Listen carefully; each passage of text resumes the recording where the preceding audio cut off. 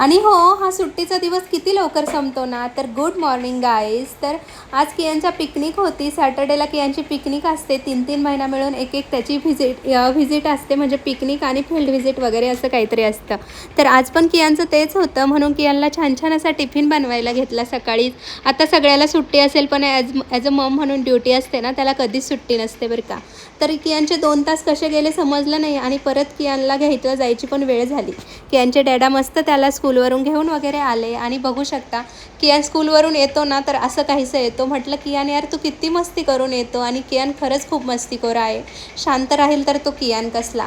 मस्त कियांच्या गोड गोड गप्पा झाल्या, किती मस्ती केली ते पण त्याने सांगितलं. आणि खरंच किती छान वाटतं. आपल्या वेळेस कुठं होत्या ह्या फील्ड व्हिजिट वगैरे असं काही. त्यानंतर आठवडाभराचा भाजीपाला वगैरे सगळी तयारी चालू होती, कारण हाच तर वेळ असतो. आणि माझा सुट्टीचा दिवस तर यातच जातो. मस्त असा छान छान भाजीपाला, फळे वगैरे आठवडाभराचे एकदा भरून ठेवलं की टेन्शन नाही.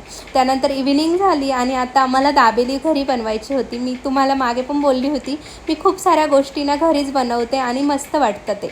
आता मी यांना दाबेली बनवून दिली, म्हणून डॅडाला वाटलं चला आपण यांच्यासाठी काहीतरी ट्रीट द्यावं. म्हणून डॅडाने मस्त अशा आंब्यांचा आम्हाला मँगो मिल्कशेक बनवला. आणि खरं सांगू का, इतका छान झाला होता तो की विचारू नका.